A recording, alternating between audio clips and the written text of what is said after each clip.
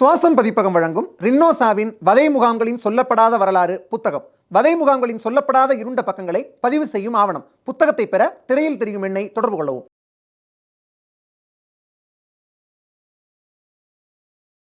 பேசு தமிழா பேசு நேயர்களுக்கு வணக்கம். இன்று மீண்டும் ஒரு முறை அண்ணனுடன் உரையாட போகிறோம். வணக்கம். வணக்கம் நடராஜ். சீமான் விசஸ் விஜயலட்சுமி, இவங்க ரெண்டு பேருக்கும் நடுவில் இருந்த அந்த ரிலேஷன்ஷிப், அது அவங்களுக்குள்ளேயே முடிஞ்சிருந்தா பிரச்சனை இருந்திருக்காது. இப்போ பார்த்தீங்க அப்படின்னா ஒட்டுமொத்த தமிழ்நாடே அதை பற்றி தான் பேசிக்கிட்டு இருக்கு. ஸோ சீமான் மீது விஜயலட்சுமி அவர்கள் தொடர்ந்த வழக்குக்கு இன்னைக்கு உச்சநீதிமன்றம் விசாரணைக்கு தடை விதிச்சிருக்காங்க.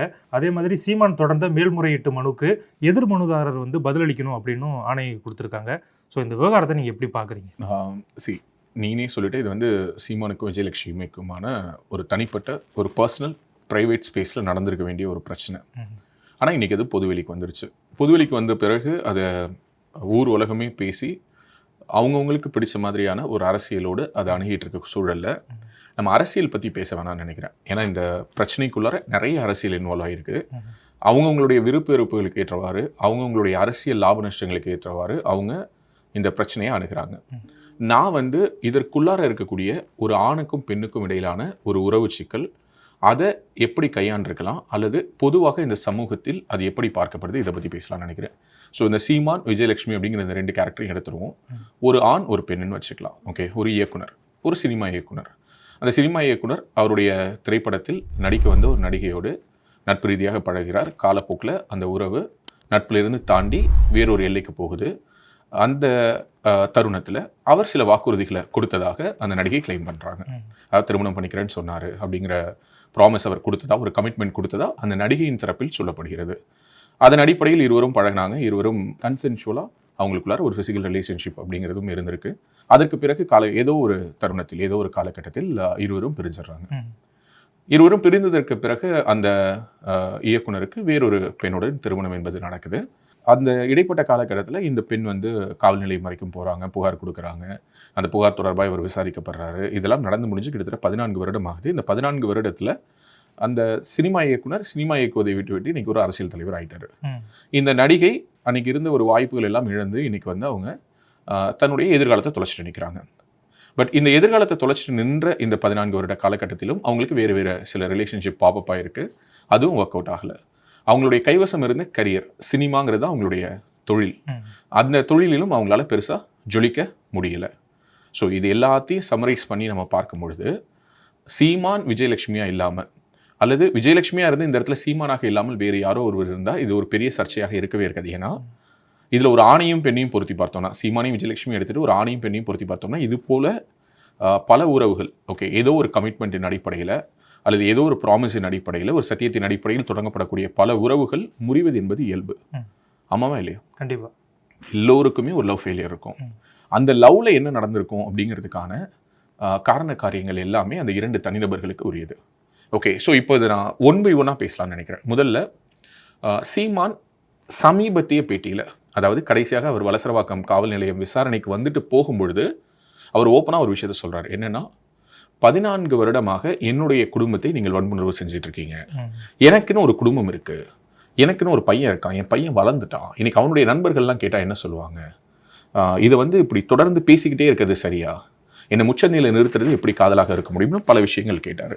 எனக்கு என்னவோ அது ரொம்ப லேட்டாக கேட்டிருக்காருன்னு எனக்கு தோணுது. கிட்டத்தட்ட 14 ஆண்டுகளில் இதை அவர் எப்போதோ பேசியிருந்தால் ஓகே இந்த பிரச்சனை இவ்வளோ தூரம் வந்திருக்காது அப்படிங்கிறது என்னுடைய தாழ்மையான கருத்து. சிலர் என்ன சொல்கிறாங்க, அவர் இது சொல்லி அனுதாபம் தேடுறாரு அப்படிங்கிற மாதிரி. Not at all. இது என்ன பிரச்சனைன்னு வச்சுக்கோங்க. நான் அதனால தான் 1 by 1 போகலான்னு சொன்னேன். அதில் மிக முக்கியமான விஷயம் இப்போ நான் சொல்ல வந்தது என்னென்னா, இமேஜின் எ கேஸ், விஜயலட்சுமிக்கு ஒருவேளை திருமணம் ஆகியிருக்குன்னு வச்சுப்போம்.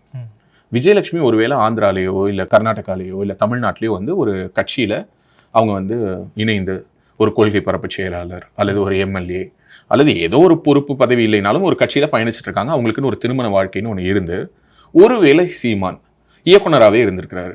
அடுத்து 2 படம் பண்ணியிருக்கிறாரு, படம் ஓடாமல் போயிருக்கு. இதே போல் சீமான் விஜயலட்சுமியை பின்தொடர்ந்து அல்லது இப்படியான வழக்குகள் போட்டு என் கூட நீ உறவில் இருந்தே ஆகணும் அப்படின்னு சொல்லி ப்ரெஷர் பண்ணியிருந்தாருன்னா அதை இந்த சமூகம் எப்படி பார்க்கும்? முதல் கேள்வி, என்னுடைய முதல் கேள்வியை நான் இதான் வைக்கணும்னு நினைக்கிறேன். இது சீமான் விஜயலட்சுமிங்கிறத எடுத்துருங்க.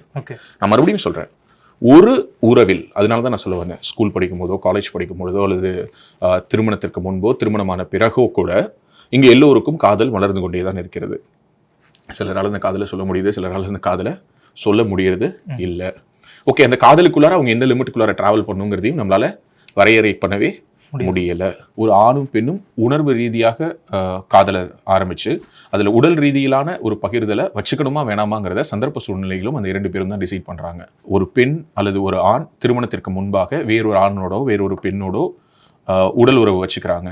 செக்ஸ் அப்படிங்கிறத கன்சென்சுவலாக இரு நபரும் சம்மதத்தோடு நிகழ்த்துறாங்க அப்படின்னா அது ஏதோ ஒரு ப்ராமிஸின் அடிப்படையில் இருக்கலாம், அல்லது ஏதோ ஒரு உணர்வு எழுச்சியின் அடிப்படையில் இருக்கலாம், அல்லது அந்த சிச்சுவேஷன்ஸ் அவங்களை ஃபேவர் பண்ணலாம். அப்படி ஃபிசிக்கலி சேரக்கூடிய இருவரும் திருமணம் செய்துக்கிட்டே தான் ஆகணும் அப்படின்னு அவசியமும் இல்லை. சில நேரங்களில் மனமொத்து பிரிகிறார்கள், சில நேரங்களில் சந்தர்ப்ப சூழ்நிலைகள் அவங்களை பிரிக்குது. ஒரு காதல் இங்கே தோக்கிறதுக்கு 108 காரணம் இருக்குது. கரெக்டா? அதில் கடைசியாக சமீபத்திய ட்ரெண்ட் என்னன்னா, ஒரு காதல் பிரியறதுக்கு என் காதலர்களே போதும், காதலிக்கிறவங்களே அப்படியே விட்டுருங்க, பேரண்ட்ஸ் வந்து நம்ம எதுவும் டிஸ்டர்ப் பண்ணவே வேணாம், அவங்களே சண்டை போட்டு பிரிஞ்சுப்பாங்கிற அளவுக்கு இன்னைக்கு 2K கிட்ஸுடைய லவ் ஸ்டோரி வரைக்கும் நம்ம பார்த்துட்டு இருக்கோம். காலமாக ரத்தத்தில் எழுதின கடிதங்களில் தொடங்கி ஒவ்வொரு காலகட்டத்திலும் ஒவ்வொரு விதமான காதலுடைய ட்ரெண்டை நம்ம பார்க்குறோம். இதில் சீமானுக்கும் விஜயலட்சுமிக்கும் இருந்த உறவு என்ன அப்படிங்கிறது அவங்க 2 பேருக்கு மட்டும்தான் தெரியும். ஆனால் இன்னைக்கு இருக்கக்கூடிய அரசியல் அழுத்தத்தின் காரணமாக சீமான் கெட்டவர், விஜயலட்சுமி நல்லவர், அல்லது விஜயலட்சுமி அப்பாவி, சீமான் கெட்டவர் அப்படிங்கிற ஒரு முடிவுக்கு வரும் இல்லையா? அந்த முடிவுக்கு பின்னாடியே மிகப்பெரிய ஒரு அரசியல் இருக்கு. அது வந்து முழுக்க விருப்பு வெறுப்பின் அடிப்படையில் தான் எடுக்கப்படுது.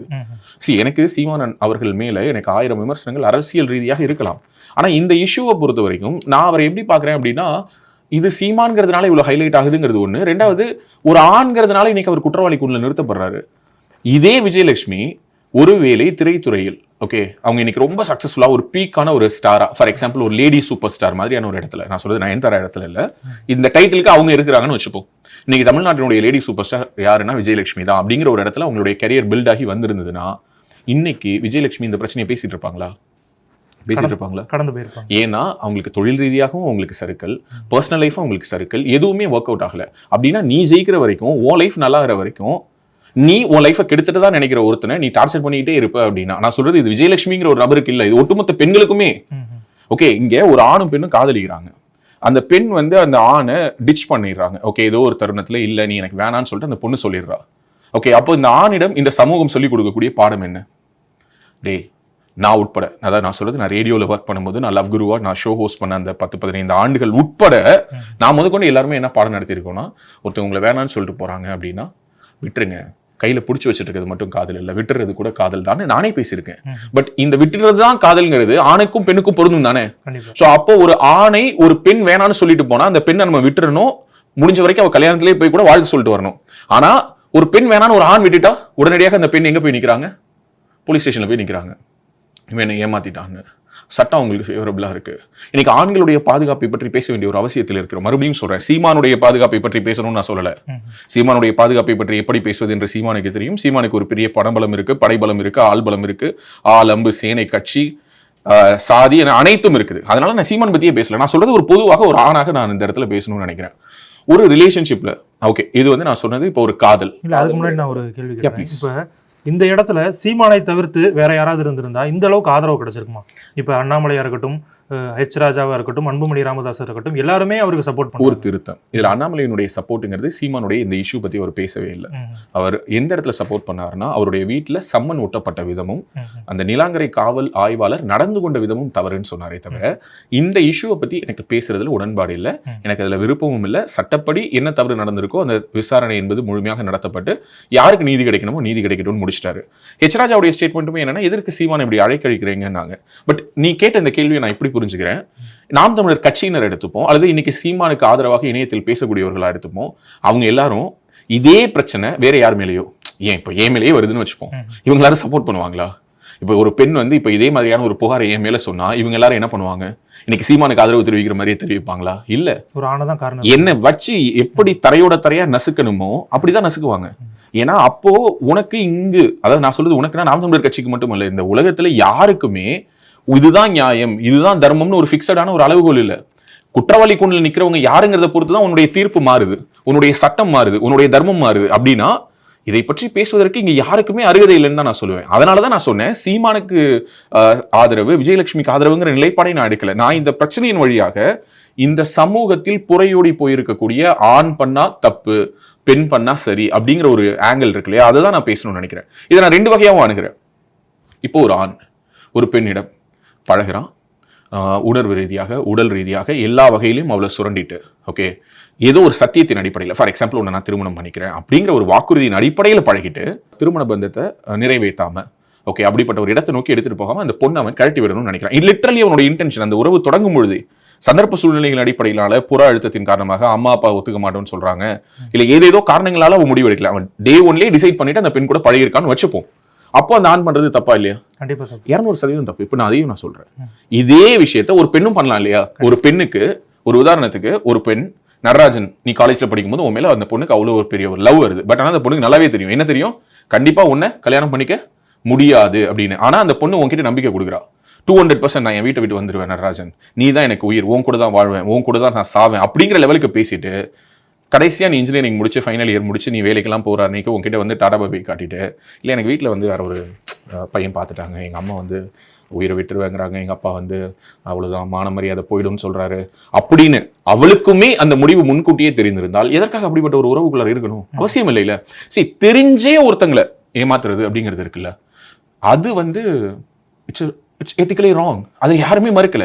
பட் சீமான் இந்த உறவை தொடங்கும் பொழுதே தெரிந்தே ஏமாற்றக்கூடிய மனநிலையில் இருந்தாரா? விஜயலட்சுமிக்கு அப்படிப்பட்ட எண்ணம் இருந்ததா? இதெல்லாம் யாருக்கு தெரியும்? உனக்கு தெரியுமா? எனக்கு தெரியுமா? அது சீமானுக்கும் விஜயலட்சுமிக்கு மட்டும்தான் தெரியும். கரெக்டா இல்லையா? கண்டிப்பா. அதனால தான் நான் இதை வேறொரு பாயிண்ட் ஆஃப் வியூவில் கேட்டேன். ஒருவேளை விஜயலட்சுமிக்கு கல்யாணம் ஆகி விஜயலட்சுமிக்கு ஒரு குடும்பம் இருந்து விஜயலட்சுமிக்கு இப்படிப்பட்ட ஒரு செட்டப் ஆஃப் ஒரு லைஃப், ஓகே, வேற ஒரு வகையான லைஃப் ஸ்டைல், அது சினிமாவாக இருக்கட்டும், அரசியலாக இருக்கட்டும், அல்லது நிறைய தொழிலதிபர்களை நடிகைகள் திருமணம் செய்து கொள்றதை பார்க்குறோம், திரைத்துறையை விட்டே வெளியேறதை பார்க்குறோம். ஏதோ ஒரு நாட்டில் அவங்க போய் இருக்காங்க. சீமான் இதே மாதிரி டெய்லி வீடியோ போட்டு விஜயலட்சுமி பற்றி பேசிக்கிட்டு விஜயலட்சுமியை மிரட்டிக்கிட்டு இருந்திருந்தால் அதே இந்த சமூகம் விட்டு வேடிக்கை பார்க்குமா? சீமான் விஜயலட்சுமி எடுத்துட்டு ஒரு ஆணையும் பெண்ணையும் பொருத்திப்பாரு. அதே உதாரணத்தை திரும்ப சொல்றேன், சாரிடா உனக்கு லவ் இருக்குமா இல்லையான்னு தெரியல, பட் இருந்தும் சொல்றேன். யாரோ ஒரு பொண்ணு உன்னை லவ் பண்ணியிருக்காங்க, ஒரு 10 வருஷத்துக்கு முன்னாடி நீ காலேஜ் படிக்கும் போது உன்னோட ஃபர்ஸ்ட் இயர்ல உனக்கு அரும்பிய அந்த ஒரு மலர்ந்த ஒரு காதல், அந்த பெண் உன்னோட லைஃபை விட்டு போயிடுறாங்க, அவங்களுக்கு திருமணம் ஆயிடுது, ஆனா அவங்க உங்க கூட பழகிருக்காங்க, உணர்வு ரீதியாக உடல் ரீதியாக உங்களுக்குள்ளார பல எக்ஸ்சேஞ்சஸ் இருக்கு. அந்த பெண்ணை நீ போயிட்டு இதே மாதிரி டார்ச்சர் பண்ற அல்லது சோஷியல் மீடியால வீடியோல போட்டினா நீ எங்க இருப்ப இந்த நிமிஷம்? கண்டிப்பா ஜெயில இருப்ப. அதே இது ஒரு பொண்ணு பண்ணா இந்த சமூகம் அந்த பொண்ணு பக்கம் நியாயம் இருக்கிற மாதிரி. பொதுவாகவே இங்க பெண்களுடைய கண்ணீருக்கு கிடைக்கக்கூடிய வேல்யூவேஷன் என்பது அதிகம், தவறு இல்ல. பொதுவா நம்ம வந்து நம்ம வீட்லயும் பெண்கள் இருக்காங்க, அம்மா, மனைவி, மகள்னு ஏதோ ஒரு ரூபத்துல நம்மளை சுத்தி அக்கா தங்கைன்னு பெண்கள் இருக்கிறாங்க. ஆனா காலமா இந்த சொசைட்டில தொடர்ந்து இங்க ஃபெமினிசம்ங்கிற பேர்ல அல்லது பெண்களுக்கு ஆதரவு கொடுக்குறோங்கிற பேர்ல பெண்கள் தரப்பு நியாயங்களை பத்தி மட்டுமே பேசிட்டு இருக்கோம். ஒரு அத்துல் சுபாஷுடைய கதை வந்தாதான் 1000 அத்துல் சுபாஷுடைய கதை வெளியில வருது. கரெக்டா இல்லையா? இன்னைக்கு ஆணுக்கு நிகராக பெண்களும் வந்து விட்டார்கள் அப்படின்னு நம்ம சொல்றோம். அப்ப சட்டங்களும் ஆணுக்கு நிகராக பெண்களுக்கு மாறணும்ல. கரெக்டா? கண்டிப்பா. சோ இப்போ ஐபிசிக்கும் பிஎன்எஸ்க்குமான டிஃபரன்ஸ், ஓகே, என்ன அப்படின்னா, முன்பு கன்சென்சுவல் செக்ஸ் இருந்து அந்த உறவில் இருவரும் பிரியக்கூடிய நிலை ஏற்பட்டால் அது ரேப் என்று கருதப்படாது. ஓகே, அது வந்து ரேப் கிடையாது, அது வந்து சீட்டிங்ல வராது, இப்படி எல்லாம் ஐபிசியில் இருந்தது. இப்போ அதை டெரிவேட்டிவா இன்னும் மாத்திருக்காங்க. சமீபத்தில் கூட நம்மளுடைய சேனல்ல வழக்கறிஞர் பிரியதர்ஷினி கூட இதை பத்தி பேசியிருந்தாங்க. இதுல என்ன சொல்றாங்கன்னா, ஏதோ ஒரு ப்ராமிஸின் அடிப்படையில் அது செய்யப்பட்டிருந்தால், அந்த சத்தியம் என்பது நிறைவேற்றப்படாமல் போயிருந்தால் அது வந்து ரேப்பா தான் கருதப்படும் அப்படிங்கிறாங்க. ஏற்கனவே இதே போல மரைட்டல் ரேப் பத்தி, அதாவது திருமணமான பிறகும் கூட அந்த மனைவியினுடைய சம்மதம் இல்லாமல் ஆண் என்ன பண்ணக்கூடாது, செக்ஸ் வச்சுக்க கூடாது. அப்படி செக்ஷுவல் ரிலேஷன்ஷிப்ல ஈடுபட்டால் அல்லது ஒரு கம்பல் பண்ணி ஃபோர்ஸ்டா ஒரு செக்ஸ் என்பது அங்கு நடந்தால் இட் வில் பி கன்சிடர்ட் ரேப்னு சொல்லி உச்சநீதிமன்ற தீர்ப்பு வந்தது. மீண்டும் ஒரு தீர்ப்பின் மூலமாக அதில் சில மாற்றங்களும் வந்தது. எதற்காக இதை சொல்றேன் அப்படின்னா, தொடர்ச்சியாக இங்கு பெண்களுக்கான உரிமைகள் போற்றி பாதுகாக்கப்பட வேண்டும், பெண்கள் மதிக்கப்பட வேண்டும், பெண்களுடைய கண்ணீருக்கு மதிப்பு கொடுக்கப்பட வேண்டும், எல்லாமே ஃபைன்.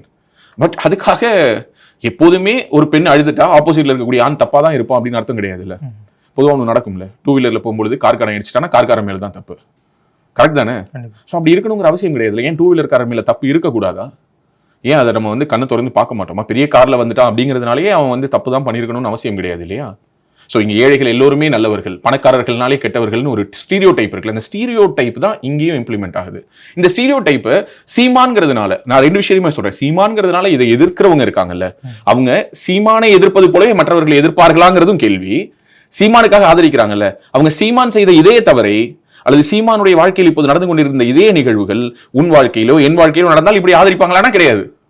அப்போ நடராஜனை தூக்கி போட்டு மிதிப்பாங்க, ராஜவேலை தூக்கி போட்டு மிதிப்பாங்க, சீமானா தூக்கி வச்சு கொண்டாடுவாங்க. விஜயலட்சுமிக்கு ஆதரவா நிற்பாங்க, ஆனா வேறொரு பெண்ணுக்கு ஆதரவா நிற்க மாட்டாங்க. ஏன்னா விஜயலட்சுமி கை காட்டுவது சீமான் எதிர்த்து நிற்பது வேறு யாரையோ. இப்போ ஃபார் எக்ஸாம்பிள் திராவிடத்தை எதிர்க்கிறாரு, பெரியார் எதிர்க்கிறாரு. இதெல்லாம் அதற்குள்ளார இருக்கக்கூடிய அரசியல் காரணங்கள். எதற்காக திராவிடர் விடுதலை கழகம் இன்னைக்கு வந்து சென்னை முழுக்க போஸ்டர் ஓட்டுது? எதுக்காக ஓட்டுது? கண்டிப்பா அரசியலுக்காக. அஃப்கோர்ஸ். ஏன் Sun News inch by inch update பண்ணுது? அரசியல். ஏன் வந்து காவல்துறை இதில் எவ்வளவு வேகம் காட்டுது? அரசியல். எல்லாத்துக்கு பின்னாடியும் ஒரு அரசியல் இருக்கு.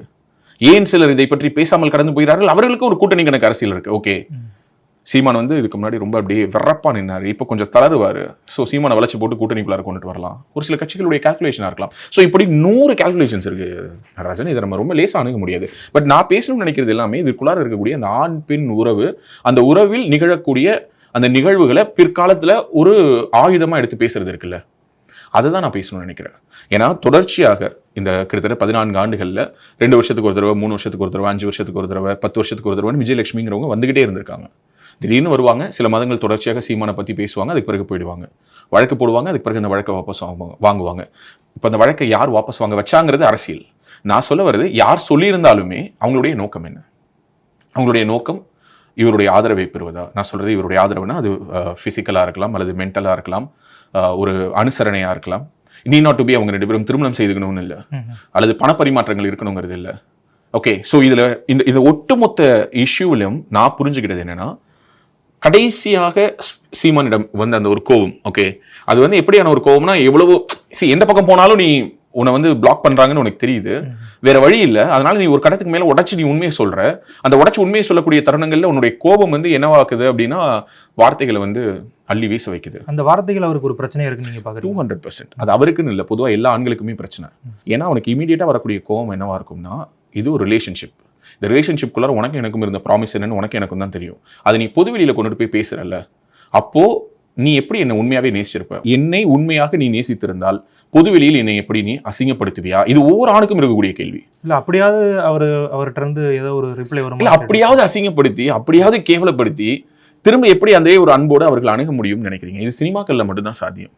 ஒரு பிரபலமான நடிகர், ஓகே, நான் பேர் சொல்ல விருப்பப்படல, அவர் வந்து ஒரு நேரத்தில் வந்து அவர் நடித்த படங்கள்லாம் பயங்கர ஹிட். இப்போ கூட ஒரு சமீபத்தில் அவர் நடித்த ஒரு படம், அந்த அவர் கூட நடித்த அந்த ஹீரோயினை பேஸ் பண்ணி பயங்கர சர்ச்சையாச்சு. என்னங்க இவங்க கூட எல்லாம் நடிக்கிறாரு அப்படின்னு சொல்லிட்டு. அந்த ஹீரோ ஒரு பெண்ணை காதலித்து அந்த பெண்ணை திருமணம் செய்து கொள்ளாமல் அவர் கைவிட போகக்கூடிய சூழல்ல, இவ்வளோக்கும் அவங்க வந்து நல்ல வெல் ஆஃப், குட் லுக்கிங், இவ்வளவும் இருந்தும் கூட அந்த நடிகருக்கு வேறொரு நடிகையோடு தொடர்பு இருப்பதாக அப்போது கிசுகிசுக்கள் வந்துகிட்டு இருந்தது. அதன் அடிப்படையில் அந்த நடிகர் வந்து அந்த பெண்ணை திருமணம் செய்துக்காம இருந்தார். பல பிரச்சனைகள் வந்து போலீஸ் வரைக்கும் புகார் போய் அதற்கு பிறகு அவர் அதே பெண்ணை தான் திருமணம் செய்துக்கிட்டாரு. எனக்கு என்ன தோணுச்சுன்னா, அந்த பெண்ணோடு பழகிருக்காரு, அந்த பெண்ணை நேசிச்சிருக்கிறாரு, அந்த பெண்ணை கல்யாணம் பண்ணிக்கிறேன்னு ப்ராமிஸ் பண்ணிருக்காரு, அந்த பெண்ணை தான் கல்யாணம் பண்ணிக்க போறாரு, வேற வழி இல்லை, அவருக்கு தெரியுது. அது இந்த பிரச்சனை இல்லாமலே அவர் முடிச்சிருக்கலாம். ஆனா அந்த பெண் அப்படி அழுது அடம் பிடிச்சு அந்த நடிகரை கல்யாணம் பண்ணாங்க. ஆனா அதோட அவருடைய கெரியர் முடிஞ்சிடுச்சு. அதுக்கு பிறகு அவருடைய கெரியர் என்னவே ஆகல, எந்திரிச்சு நிற்கவே இல்லை, படுத்துருச்சு, அப்படியே அவ்வளவுதான், முடிஞ்சிருச்சு. ஏன்னா இப்படியான ஒரு அலிகேஷன்ஸை வைக்கிறாங்க ஒரு பெண் அப்படின்னா, அவங்களுடைய ஒரே நோக்கம் என்னன்னா, அவங்க கூட வாழ்றது இல்லை, அவனை அழிக்கிறது, அவனை அழிச்சு தரமட்டமாக்கணும். சரி, இதே மாதிரியான ஒரு குற்றச்சாட்டுகள் நான் அதனாலதான் ஒரு ஆப்போசிட் எண்ட்லேருந்து சொன்னேன். ஒரு பெண்ணை நோக்கி ஒரு ஆண் வச்சா அந்த ஆணை தூக்கி சிறைப்படுத்துவதற்கும் அந்த ஆணை தூக்கி உள்ளார போடுறதுக்கும் இங்க இருக்கக்கூடிய சட்டங்கள் வழிவகுக்குது. ஒரு திருமணமான பெண்ணை தொந்தரவு செய்கிறான், முன்னாள் காதலி அப்படிங்கிற பேர்ல தொந்தரவு பண்றான், இவனை தூக்கி உள்ளார வைங்க அப்படின்னு சொல்லிட்டு யாரால வேணாலும் சொல்ல முடியுது. இப்போ சீமான் அவர்களுடைய மனைவி போயிட்டு ஒரு கேஸ் கொடுக்க முடியுமா? என்னுடைய கணவனின் முன்னாள் காதலி, என்னுடைய கணவர் திருமணமான பிறகும், எனக்கும் அவருக்கும் திருமணமான பிறகும், எங்களுக்கு குழந்தை பிறந்த பிறகும், 14 ஆண்டுகள் நாங்கள் திருமண வாழ்க்கையில் வாழ்ந்த பிறகும் அவருடைய முன்னாள் காதலி வந்து இந்த மாதிரி வாழ்க்கையில் எங்களுடைய வாழ்க்கையில் இடையூறுகள் ஏற்படுத்துகிறார்னு சொல்லி சீமான் அவர்களுடைய மனைவி கயல்விழி அவர்கள் போயிட்டு ஒரு கம்ப்ளைண்ட் கொடுத்தாருன்னா அதை ஏற்றுப்பாங்களா? ஏற்றுக்க மாட்டாங்க. ஆனா இதுவே விஜயலட்சுமிக்கு திருமணமாகி விஜயலட்சுமிக்கு ஒரு கணவர் இருந்து சீமான் இதே போல தொந்தரவு கொடுத்திருந்து விஜயலட்சுமியுடைய கணவர் போயிட்டு ஒரு புகார் கொடுத்திருந்தா அதை காவல்துறை ஏற்றிருக்கும். அதுதான் சட்டம் சொல்லுது. ஸோ அப்போ there is a what to say, ஒரு பார்ஷியாலிட்டி இருக்குல்ல, அது ஜெண்டர் பயாஸ்டா இருக்கு. இங்க ஆண்கள் அப்படிங்கிறவங்க அவங்க எந்த மாதிரியான ஒரு உணர்வு சிக்கலாக இருந்தாலும் அதுல பழி அவங்க ஏத்துக்கிற இடத்துல தான் இருக்கணும். தேவதையை கண்டேன்னு நினைக்கிறேன், தனுஷ் நடிச்ச ஒரு படம், அதுல இதுதான் ஆக்சுவலி கண்டென்ட்டே. அதாவது ஒரு பெண் தான் நேசிக்கக்கூடிய பையன் விட்டுட்டு போயிட்டான்னா அவனை சிறைக்குள்ளார தள்ளுறதுக்கு இந்த சட்டம் இடம் கொடுக்குது. இதுவே தன்னை ஏமாற்றி விட்டு காதலித்து விட்டு விட்டு போகக்கூடிய ஒரு பெண்ணை, ஏமாற்றிங்கிறது கூட பெரிய வார்த்தை, ஓகே, அதெல்லாம் தமிழ்ல அதனுடைய அர்த்தமே பெருசு, அதனுடைய அடர்த்தி தெரியாம நம்ம பேசிட்டு இருக்கோம். ஓகே, ஏதோ ஒரு சந்தர்ப்ப சூழ்நிலையின் காரணமாக தெரிந்தோ தெரியாமலோ, விருப்பத்தின் பேரோ விருப்பத்தின் பேர் இல்லாமலோ ஏதோ ஒரு காரணத்தில் ஏதோ ஒரு சூழ்நிலையில் புற அழுத்தத்தின் காரணமாகவோ அக அழுத்தத்தின் காரணமாகவோ ஒரு பெண் ஒரு ஆணை விட்டு விட்டு சென்றால் இந்த சமூகம் ஏத்துக்குமா? எத்தனை திருமண உறவுகள்ல இங்க கடுமையான மன அழுத்தத்தோடு ஆண்கள் வாழ்ந்துட்டு இருக்காங்க தெரியுமா? மனைவிகள்ங்கிறவங்க பிசிக்கலி டார்ச்சர் கொடுக்கணும்னு இல்ல, பொதுவாக இந்த சமூகத்தினுடைய பார்வையில் என்னவாக இருக்குது? அடிக்கிறது. அவன் பாருங்க மனுஷனாங்க, அவன் பொண்டாட்டியை போட்டு இந்த அடி அடிச்சிருக்கான்னு. ஓகே, பிசிக்கலா அடிக்கக்கூடிய கணவர்களை பற்றி பேசக்கூடிய இந்த சமூகம் மென்டலி டார்ச்சர் பண்ணக்கூடிய மனைவிகளை பற்றி பேசியிருக்கா? ஏதாவது எவிடன்ஸ் இருக்கா? உடல் ரீதியாக அடிக்கிறது மட்டும் தான் வலிக்குமா? உணர்வு ரீதியாக காயப்படுத்துவது என்பது வலிக்காதா? வலிக்காதா? கண்டிப்பா வலிக்கும். சோ பிசிக்கல் ஹெல்த்துக்கு ஏதாவது இஷ்யூனா போயிட்டு டாக்டர் பாக்குற மாதிரி இன்னைக்கு மென்டல் ஹெல்த்துக்கு இஷ்யூனாலும் போய் டாக்டர் பாக்குறாங்கல்ல. அப்போ அப்படின்னா மென்டல் ஹெல்த் பாதிக்குதுன்னா என்ன அர்த்தம்? அவங்க உணர்வு ரீதியாக காயப்பட்டிருக்காங்கன்னு அர்த்தம். உடல் ரீதியாக காயப்பட்டா இங்க சட்டம் இருக்குது. உடல் ரீதியாக காயப்பட்டால் நீங்க நேரடியா போயிட்டு போலீஸ் ஸ்டேஷன்ல கம்ப்ளைண்ட் பண்ணலாம், காட்டலாம் எவிடன்ஸ். பாருங்க என்ன அடிச்சிருக்காரு, பாருங்க என் முடியை பிடிச்சி இழுத்திருக்கிறாரு, இந்த பாருங்க கன்னத்துல காயம் இருக்குன்னு காட்டுவதற்கு இங்க பெண்களுக்கு சாத்தியம் இருக்குது. எத்தனை வீடுகளில் ஆண்கள் அடி வாங்குகிறார்கள் தெரியுமா? எத்தனை வீடுகளில் வாங்குறாங்க தெரியுமா? அதெல்லாம் பத்தி பேசுறோமா? இப்போ நம்ம வரிசையா நிறைய தற்கொலைகள் பார்க்க முடியுது. ஆண்கள் பெண்கள் அதாவது தன்னுடைய மனைவிகள் கொடுக்குற டார்ச்சர்னால அது வந்து நீங்க சொல்ற மாதிரி அது ஒரு மென்டல் டார்ச்சரா தான் இருக்கு. தொடர்ந்து நிறைய பார்க்குறோம். அதுல் சுபாஷ்ல ஆரம்பிச்சு வட இந்தியாவில் நிறைய ஐடி ஊழியர்கள் நல்லா படிச்சிருக்காங்க. ஆனா மனைவி சைட்ல இருந்து வர்ற ஒரு அழுத்தத்தினால அவங்க வந்து தற்கொலையை தான் கடைசியா. இது வட இந்தியாவில் மட்டும் இல்ல நடராஜன், வட இந்தியா தென்னிந்தியான்னு இந்தியா முழுமைக்குமாக இந்த பிரச்சனை மாறிக்கிட்டு இருக்குது. இது வெளியில இன்னும் தெரியல. இது என்னைக்கு வேணாலும் வெடிக்கலாம். இது ஒரு அந்த பபுள் வந்து அப்படியே பெருசாகிக்கிட்டே போகிறத நம்மளால கண்கூட பார்க்க முடியுது.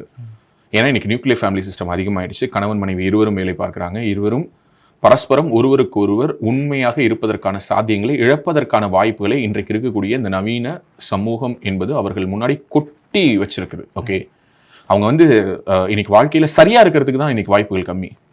பட் அந்த சரி தவறு எது அப்படிங்கிறத அந்தந்த நேரத்துக்கான நியாய தர்மங்கள் தீர்மானிக்கட்டும்னு விட்டுட்டு, ஓகே கால் போன போக்கில் போவோம், மனம் போன போக்கில் போவோங்கிற அளவுக்கு இன்னைக்கு இந்த சமூகம் என்பது சீரழிந்து கொண்டு இருக்கிறது. இதில் எந்த விதமான மாற்று கருத்தும் கிடையாது. என்னுடைய நெருங்கிய நண்பர் சமீபத்தில் அவருடைய வாழ்க்கையில் ஒரு மிகப்பெரிய ஒரு இஷ்யூ. அவர் டிவோர்ஸி. ஓகே, அவர் கூட ரிலேஷன்ஷிப்பில் இருந்தவங்களும் ஒரு டிவோர்ஸி. 2 பேரும் சேர்ந்து, இவரும் மன வாழ்க்கையிலேருந்து பிரிஞ்சு வந்துட்டாரு, அவங்களும் மன வாழ்க்கையிலேருந்து பிரிஞ்சு வந்துட்டாங்க. 2 பேரும் வந்து திருமணம் செய்து கொள்வதாக ஒரு ஒப்பந்தத்தின் அடிப்படையில் பழக ஆரம்பிக்கிறாங்க. ஏற்கனவே அவங்களுக்கு ஒரு பிட்டரான ஒரு பாஸ்ட் இருந்ததுனால இமீடியட்டா கல்யாணம் வேணாம், ஒரு 6 மாசம் நம்ம பழகுவோம் அப்படின்னு சொல்லி முடிவெடுக்கிறாங்க. இந்த 6 மாச பழக்கம் அப்படிங்கிறது நெருக்கம் அதிகமாகுது. அவங்களுக்குள்ளார உணர்வு ரீதியிலான பரிமாற்றங்கள் கடந்து உடல் ரீதியிலான பரிமாற்றங்களும் நடக்குது. ஒரு கட்டத்தில் இந்த ஆணுக்கு என்ன தெரிய வருது அப்படின்னா, அந்த பெண்ணுக்கு அந்த திருமண உறவை முறித்து கொண்டு அவங்க வந்ததற்கு பிறகும் கூட 2-3 ஆண் நண்பர்களோடு பழக்கம் இருந்தது தெரிய வருது. இதை பத்தி அவர் கேட்கிறாரு. பிளெயினாக சொல்கிற ஸ்டேட்மெண்ட். ஓகே, இது உண்மையாக நடந்த சம்பவம். அப்போ இதை பற்றி அவர் விசாரிக்கிறார். என்ன கேட்குறாருன்னா, என்ன உனக்கு இவ்வளோ பேர் கூட உனக்கு பழக்கம் இருக்குது? அதுக்கு அவங்க என்ன ஜஸ்டிஃபை பண்ணுறாங்கன்னா, இல்லை எனக்கு இந்த ரிலேஷன்ஷிப்லேருந்து நான் வெளியில் வந்தேன் இல்லையா, நான் ப்ராப்பராக டிவோர்ஸ்லாம் வாங்கி அதுக்கு பிறகு எனக்கு கொஞ்சம் வெண்ட் அவுட் பண்ணுறதுக்கு, என்னோட டிப்ரெஷன்லேருந்து நான் வெளியில் வரதுக்கு இவங்கெல்லாம் எனக்கு சப்போர்ட் பண்ணாங்க அப்படின்னு. ஸோ அப்போ அதில் இவருக்கு ஒரு சின்ன ஒரு வருத்தம் இருக்குது. நண்பர்கள் கிட்டலாம் பேசுகிறாரு. நண்பர்கள்லாம் சொல்கிறாங்க, அதெல்லாம் இருக்கட்டும் மச்சான் நீ கல்யாணத்துக்கு முன்னாடி எப்படி இருந்தாங்கலாம் பார்க்க முடியாது, கல்யாணத்துக்கு அப்புறம் ஒழுங்காக இருக்கிறாங்களா, நீ ஒழுங்காரு நான் ஒழுங்காருங்கிற மாதிரி ஒரு ஜென்டில்மேன் அக்ரிமெண்ட்டில் என்ட்ரி ஆகிடு. அதெல்லாம் விட்டுரு, பாஸ்ட் எல்லாம் போட்டு டிக் பண்ணாத, உன் லைஃப் நோன்னா உனக்கும் 1000 பாஸ்ட் இருக்கும்னு சொல்லிட்டு உங்கள் ஃப்ரெண்ட்ஸ் எல்லாம் சேர்ந்து இவரை சமாதானப்படுத்துறாங்க. அதன் அடிப்படையில் இவர் திருமணத்தை நோக்கியும் போறாரு. அப்போ அவங்க கூட உறவில் இருந்து, அதாவது நான் சொல்றது அவங்களுடைய டிவோர்ஸ்க்கு அப்புறம் ரிலேஷன்ஷிப்ல ஒரு 2-3 பேர் கிராஸ் பண்ணி வந்தாங்கன்னு சொன்னேன் இல்லையா, அதெல்லாம் என்ன லெவல் ஆஃப் ரிலேஷன்ஷிப், அதுல லிமிட் என்ன, பவுண்டரி என்னங்கிறது அது அவங்களுடைய தனிப்பட்ட உலகம். அதனால அதுக்குள்ள நான் ரொம்ப டீப்பா போக விரும்பல. அதுல ஒருவர் இந்த நபரை வந்து சந்திக்கிறாரு. வந்து சந்திச்சு என்ன சொல்றாருன்னா, சார் இந்த மாதிரி நீங்க திருமணம் பண்ணிக்க போறீங்க இல்லையா, அவங்க என்ன கல்யாணம் பண்ணிக்கிறேன்னு சொல்லி என் கூட ப்ராமிஸ் பண்ணியிருந்தாங்க. திடீர்னு பார்த்தா என் கூட பேசுறதெல்லாம் நிறுத்திட்டாங்க, என் கூட கட் பண்ணிட்டாங்க, எல்லா விதமான டிரான்சாக்ஷன்ஸையும் கட் பண்ணிட்டாங்க, என்ன பார்க்கறதில்ல, மீட் பண்றதில்ல. அப்புறம் தான் விசாரிக்கும் போது அவங்க உங்களை சூஸ் பண்ணியிருக்காங்க, நீங்க அவங்களை கல்யாணம் பண்ணிக்க போறீங்கன்னு தெரிஞ்சது. அவங்க நாளைக்கு உங்களையும் கூட இப்படி விட்டுட்டு போகலான்னு வந்து சொல்ல, அவர் ஏதோ ஜென்ரலாக வந்து சொன்னாரா, இல்லை அவங்களுடைய வாழ்க்கையை கெடுக்கணுங்கிற நோக்கத்தில் வந்து சொன்னாரா, வந்து சொல்ல இவர் அவர்கிட்ட பேச 2 பேரும் அந்த வாக்குவாதத்தை அடுத்தடுத்த கடத்துக்கு எடுத்துகிட்டு போய் கை கலப்பாயிடுச்சு. அதில் இவர் என்ன பண்ணிடுறாரு, அவரை பிடிச்சி தள்ளி விட்டதில் அவர் கீழே விழுந்து அவர் ரொம்ப ஒரு கிரிட்டிக்கலான ஸ்டேஜில் மருத்துவமனையில் சேர்க்கப்படுறாரு. இவர் மேலே கொலை முயற்சி வழக்கு பதிவு செய்யப்பட்டு இப்போ இவர் சிறையில் இருக்கிறாரு. இப்போ இவர் ரொம்ப தெளிவாக இருக்காரு, அந்த பெண் கூட திருமண உறவு வேண்டாம் அப்படின்னு சொல்லிட்டு. இப்போ அந்த பெண் இவருடைய நண்பர்கள் அனைவரையும் சந்திச்சு என்ன சொல்லிட்டு இருக்காங்கன்னா, என்னை ஏமாத்திட்டாரு. என்ன சொல்றாங்க, ஒரே வார்த்தையில் ஏமாத்திட்டாரு. ஆனால் அந்த பெண்ணுக்கு என்ன சொல்றதுக்கு தைரியம் இல்லை. எனக்கு டிவோர்ஸ்க்கு அப்புறம் என் லைஃப்ல ஆண்கள் இருந்தாங்க, அது அவருக்கு தெரிய வந்துச்சு, அது தெரிய வந்த பிரச்சனையில தான் இந்த வாக்குவாதம் வந்துச்சு, அதுல இப்படி இவர் பிடிச்சி தள்ளிவிட அவருக்கு இப்படி ஆகும்னு தெரியலங்கிற போர்ஷன்ஸ் எதையுமே அவங்க சொல்ல விருப்பப்படலை, சமூகமும் அதை கேட்க விருப்பப்படலை. எப்படி போய்கிட்டு கேட்பாங்களா, ஏமா அவரை பிடிச்சி தள்ளி விட்டாரு, உனக்கு அந்த பையனுக்கு என்ன சம்பந்தம்னு கேட்ட முடியுமா? கேட்ட அந்த பெண் என்ன பண்ணுவாங்க, வானத்துக்கு பூமிக்கு குதிக்க மாட்டாங்களா? நீ என்னை பார்த்து எப்படி கேட்ட கேட்பாங்களா இல்லையா? நம்ம தான் பாக்குறோமே, கண் கூட பாக்குறோமே. இதுவே ஒரு ஆண்கிட்ட கேட்கலாம், என்ன நடராஜன் என்ன எப்படி ஆச்சு, உன் லைஃப்ல எத்தனை லவ், கிரஷ் எத்தனை, எக்ஸ் எங்க இருக்காங்க, எப்படி பிரேக்கப் ஆச்சு கேட்க முடியும். ஒரு பெண்ணை நம்ம அப்படி கேட்க முடியாது. ஸோ ஏன் கேட்க முடியாதுங்கிறதுக்கு ஒரு நியாய தர்மம் வச்சிருக்காங்க. இல்லைங்க அவங்க ஏற்கனவே டிவோர்ஸிங்க, அவங்களே இவரை கல்யாணம் பண்ணிக்கிட்டு ஏதோ அவங்க லைஃப் ஆரம்பிக்கலான்னு இருந்தாங்க, இந்த நேரம் பார்த்து இவர் ஜெயிலுக்கு போயிட்டாரு. அவன் ஜெயிலுக்கு போனதுக்கு காரணமே அவங்க தான்டா. சும்மா இருந்தவன் லைஃப்ல அவனும் ஏற்கனவே ஒரு வாழ்க்கை இழந்திருக்கானே, அவன் வாழ்க்கை இழந்தது பிரச்சனை இல்லையா? அவனும் ஒரு டிவோர்ஸி தானே. அப்ப அவனுக்கும் திருமண உறவு தொடர்பாக அவனுக்கு 1000 எண்ணங்கள் இருந்திருக்கலாம். இது ஒரு உதாரணம். நான் ரேடியோவில் இந்த லவ் குரு ஷோ ஹோஸ்ட் பண்ண காலகட்டங்களில் டெய்லி நான் ரிசீவ் பண்ணக்கூடிய நூற்றுக்கணக்கான மின்னஞ்சல்களில் பேட்டர்ன் சேமாக தான் இருக்கும். ஆணும் பெண்ணும் காதலிப்பாங்க, ஆண் விட்டுட்டு போயிடுவான், பெண் விட்டுட்டு போயிடுவா, அல்லது ஆணும் பெண்ணும் சேர்ந்து அம்மா அப்பாவுக்காக விட்டு கொடுத்துருவாங்க, அல்லது 2 பேருடைய அம்மா அப்பாவும் சேர்ந்து இவங்க எப்படா பிச்சுட்டு போவாங்கன்னு சொல்லி வெயிட் பண்ணுவாங்க, அல்லது ஏதோ ஒரு சந்தர்ப்ப சூழ்நிலைகள். இது எல்லாம் இருந்த காலகட்டம் போக நான் 2015 ஆன்வர்ட்ஸ், ஐ திங்க் 2015 வந்து ரேடியோடைய பீக். ஒரு 10 ஆண்டுகளுக்கு முன்பாக ரேடியோ தான் என்டர்டைன்மெண்ட். அன்னைக்கு இவ்வளோ டிஜிட்டல் பெனட்ரேஷன் கிடையாது. அப்போதெல்லாம் பார்த்தேன்னா அந்த சமூக வலைதளம் அப்போதான் உள்ளார நுழைஞ்சு அதனுடைய கோர முகத்தை காட்ட ஆரம்பிச்சது. எனக்கு அப்படியே ஒரு இண்டிகேட்டர் மாதிரி இருந்தது. நான் ரிசீவ் பண்ற மெயிலில் பார்த்தேன்னு வச்சுக்கோங்க, நிறைய அந்த மனமுறிவுக்கான காரணங்கள், அல்லது வந்து அந்த காதல் பிரியறதுக்கான காரணங்களா, அவள் எப்போ பார்த்தாலும் வாட்ஸ்அப்லேயே இருக்கா, ஃபேஸ்புக்கில் வந்து ஒரு ஃப்ரெண்டு கூட அவள் பேசிகிட்டு இருந்தா, ஒரு அன்னோன் பர்சன் கூட பேசிகிட்டு இருந்தா, அவள் மெயில் பாக்ஸை திறந்து பார்த்தேன், அதில் எனக்கு இப்படி ஒரு ஷாக்கிங்கான விஷயம் தெரிய வந்ததுங்கிற மாதிரியான கதைகளை நான் கேட்க ஆரம்பித்தேன். எனக்கு அப்போவே ஒரு அலாம் அடிச்சது. ஓகே, நம்ம இன்னும் படித்து சைக்காலஜி படித்து சைக்காட்ரிஸ்ட் முடிச்சு அப்படிலாம் வந்து நம்ம வந்து போய் உட்காரல. திடீர்னு வந்தோம், போய் உட்காந்தோம். அந்த ஷோ பண்ணுறதுக்கு எனக்கு இருந்த ஒரு மிகப்பெரிய ஒரு ஸ்ட்ரென்த் என்னென்னா, என்னுடைய தமிழ் இரவு நேரத்தில் அந்த குரல், நான் பணியாற்றிய ரேடியோ சிட்டி ஊடகம், அந்த பாடல்கள், அந்த பல விஷயங்கள், ஓகே பல விஷயங்கள் வந்து என்னை அப்படியே அந்த ஷோ வந்து அப்படியே ஒரு மாதிரி எஸ்டாப்ளிஷ் பண்ண வச்சுது. அந்த காலகட்டத்தில் நான் வந்து கிட்டத்தட்ட ஒரு 10 ஆண்டுகள் அந்த ஷோ ஹோஸ்ட் பண்ண, ஆல்மோஸ்ட் ஒரு டிகேட் அப்படின்னு வச்சுக்கோங்க. அதில் வந்து பலாயிரக்கணக்கான மெயில்ஸ் நான் வாசிச்சிருக்கேன், நான் பகிர்ந்திருக்கேன். நிறைய பேரை சூசைட் அட்டம்ப்ட்லேருந்து வெளியில் கொண்டு வந்திருக்கோம். Still I miss radio. Okay, still I miss radio. என்ன ரீசன்னா, இன்னமும் பல இடங்களில் என்னை அவங்க குரலால் தான் என்னை அடையாளப்படுத்துகிறாங்க. 4 வருஷமாக யூடியூப் சேனல் நடத்துகிறோம், நிறைய பேசுகிறோம், நிறைய சர்ச்சைகளை நம்ம மாற்றோம், நிறைய சர்ச்சைகளை பற்றி நம்ம பேசுகிறோம். இருந்தும் கூட மக்கள் என்னை குரலால் அடையாளப்படுத்தும் பொழுது நான் அடிக்கடி நினச்சிப்பேன், ஓகே ஒரு 4 வருஷமாக அதை நம்ம மிஸ் பண்ணுறோம். என்ன மாதிரியான ஒரு ஆப்பர்ச்சுனிட்டி. ஏன்னா எனக்கு போதும்னு தோணுச்சு ரேடியோ. ஐ ஃபெல்ட் எனக்கு அதில் ஒரு ஸ்டாக்னேஷன் வந்துருச்சு, போதும் நம்ம சினிமா பண்ணலாம் அப்படின்னு சொல்லிட்டு எனக்கு சினிமா பண்ணுறதுக்கான அட்வான்ஸ் நான் ரிசீவ் பண்ணதுனால மட்டும், என்னுடைய கையில் ப்ரொடக்ஷன் கம்பெனிலேருந்து நான் அட்வான்ஸ் வாங்கி ஒரு 6 மாதத்துக்கு அப்புறம் தான் நான் வந்து ரேடியோவை குவிட் பண்ணேன். பட் ஸ்டில் நான் அந்த காலகட்டங்களில் வாசித்த கதைகள் எல்லாம் எனக்கு இன்னும் மனசுக்குள்ளார அப்படியே பக்கத்தில் இருக்குது. இன்னைக்கு எந்த ஒரு லைஃப் ஸ்டோரியை சொல்லி அவங்க பேர் சொன்னாங்கன்னா நான் அந்த முழு கதையும் சொல்லுவேன். ஏன்னா ரொம்ப நேசிச்சு ஆத்மார்த்தமாக பண்ண விஷயம். அப்பவே நான் இதை பற்றி பேசியிருக்கேன். என்னன்னா, தொடர்ச்சியாக எங்க பெண்களுடைய கண்ணீரை பற்றி மட்டுமே நம்ம பேசிட்டு இருக்கோம். இப்போ நிறைய ஃபெமினிஸ்ட் பேசுறவங்க என்ன சொல்றாங்க, சமூக நீதி பேசுறவங்க, பெண் உரிமை பேசுறவங்க, இந்த சீமான் விவகாரத்தை எடுத்தால் எங்களுக்கு ரொம்ப பயமா இருக்கு, நம்ம வந்து ஒரு 50 வருஷத்துக்கு அப்புறமா ஒரு மிகப்பெரிய சேஞ்ச் இருக்கிறதா நம்ம பார்க்குறோம், கொஞ்சம் கொஞ்சமாக பெண்கள் இப்போ தான் வெளியே வர்றோம், ஆனால் இந்த விவகாரத்தில் சீமானுக்கு இவ்வளோ சப்போர்ட் கிடைக்கிறது எங்களுக்கு பயமா இருக்கு அப்படிங்கிற மாதிரி சில கருத்துக்கள் நம்ம படிக்க முடியுது. இதுக்குள்ளார உள்நோக்கமும் இருக்கு, அவங்க சொல்றதுல ஒரு ஆதங்கமும் இருக்கு. ரெண்டுத்தையுமே நான் 2 பவுண்டரியில பிரிச்சு காட்டணும்னு நினைக்கிறேன். ஒன்று, அவங்க சொல்லக்கூடிய பயம் அப்படிங்கிறது அவங்களுக்கு மட்டும் இல்லை, இந்த பொது சமூகத்துக்கே இன்னைக்கு ஆண்கள் பெண்கள் இந்த உறவு சிக்கல்கள், பெண்களுடைய அந்த சுதந்திரம், கட்டற்ற சுதந்திரம், ஆண்களுடைய கட்டற்ற சுதந்திரம், திராவிட அரசியல் முன்வைக்கக்கூடிய திருமணம் கடந்த உறவு, என்ஜாய்மெண்ட் வித்தவுட் கமிட்மெண்ட், ஸோ இந்த மாதிரியான பல வார்த்தைகள் இன்றைக்கி சமூகத்தில் இருக்கிறத நம்ம பார்க்குறோமா? இதே திராவிட ஆதரவாளர்கள் எல்லோரும் சேர்ந்து கூட்டம் போட்டு திருமணம் கடந்த உறவு பற்றிலாம் பேசினாங்க. அன்னைக்கெல்லாம் அவங்களுக்கு பெண்களுக்கு ஃபெமினிஸ்ட்டுக்கெல்லாம் வந்து அதை பார்த்து அச்சமா இல்லையா?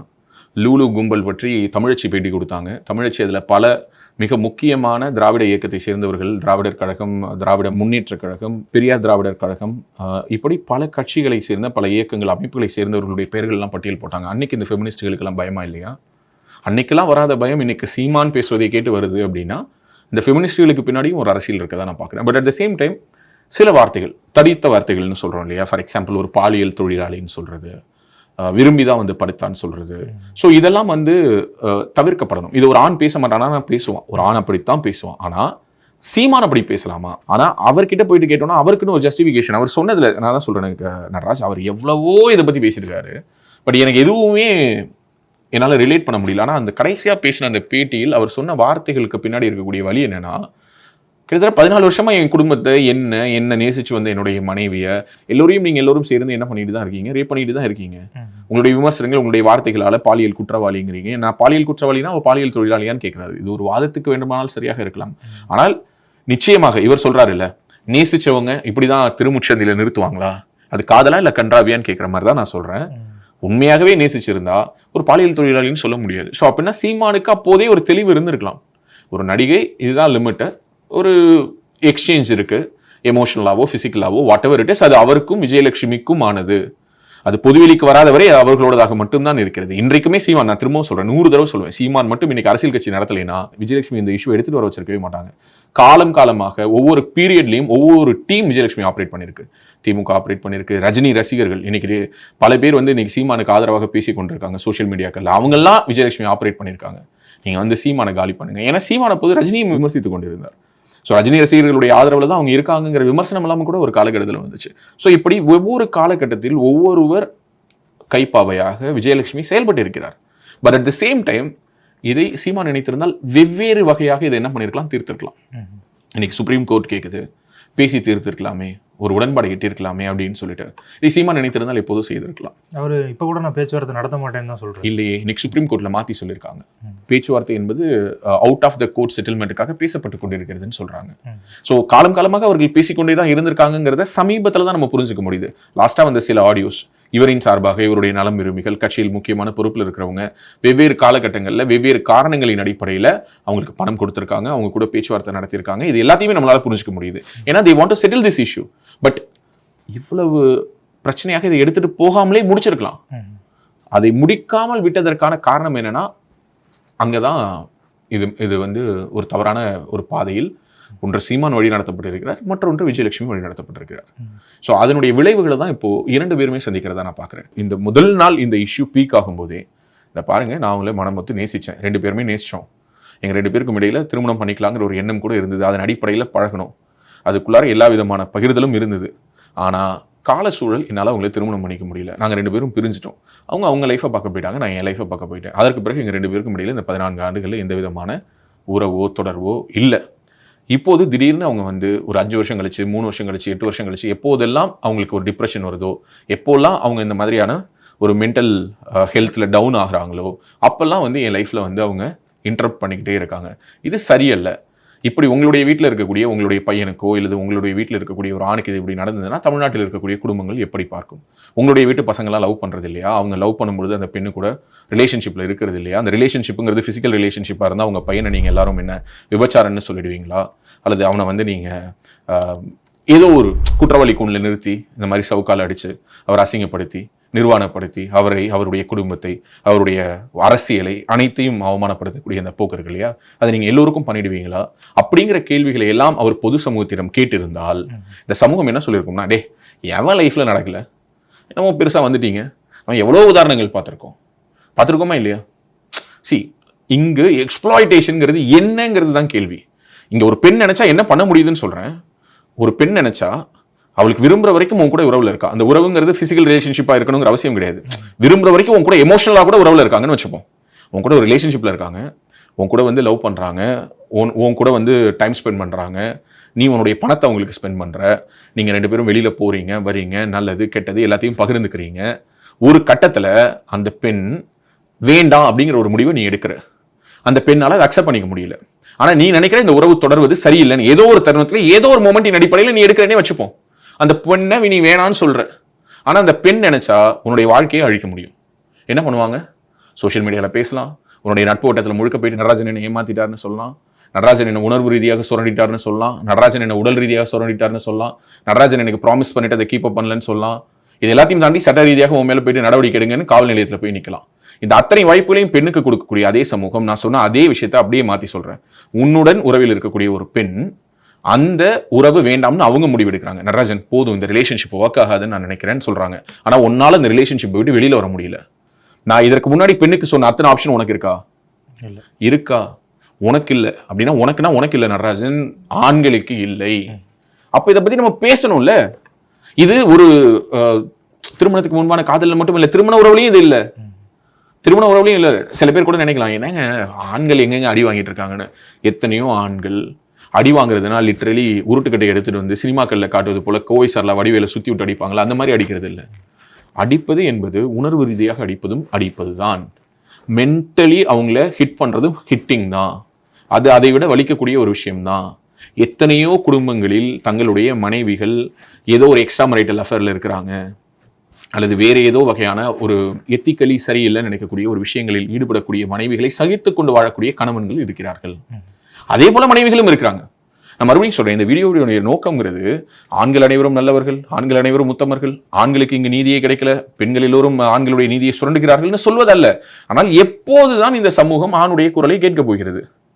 எப்போதுதான் இந்த சமூகம் ஆணுடைய குரலை கேட்க போகிறது? நான் சொன்ன பாராமீட்டர்ஸ் ஒவ்வொன்றா எடுத்து யோசிங்க. விஜயலட்சுமி ஒரு சக்சஸ்ஃபுல் ப்ராடக்டா இருந்திருந்தா, திரைத்துறையில் அவங்க இன்னைக்கு வெற்றிகரமான ஒரு நடிகையாக தமிழிலோ தெலுங்கிலோ கன்னடத்திலோ ஏதோ ஒரு மொழியில் அவர்கள் வெற்றி பெற்று தொடர்ச்சியாக நடித்துக்கொண்டு அவர்களுடைய திரைத்துறை பயணத்தை அவர்கள் வெற்றிகரமாக எடுத்துட்டு போயிருந்தா விஜயலட்சுமியே இதை நோக்கி வந்திருக்க மாட்டாங்க.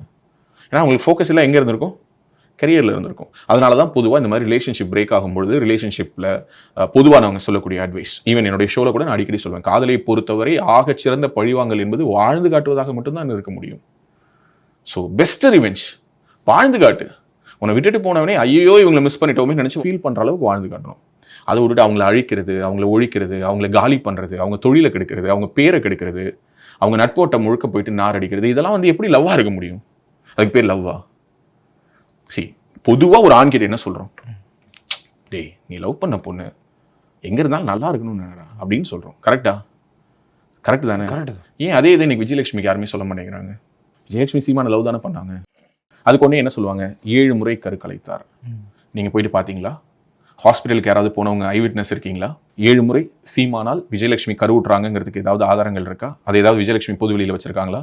அவங்க பேசின வீடியோக்கள் இருக்கு, அவங்க பேசின ஆடியோக்கள் இருக்கு. சீமான் விஜயலட்சுமியுடன் இருந்ததாக சொல்லப்படக்கூடிய தருணங்களில் பதிவு செய்யப்பட்ட வீடியோக்கள் இருக்குது. கரெக்டா? இவ்வளவு விஷயங்கள் இருந்தாலும் கூட இதற்கெல்லாம் ஏதாவது ஆதாரங்கள் இருக்கா? அப்படியே இருந்தாலும் அடுத்த கட்டத்தை நோக்கி வரேன்.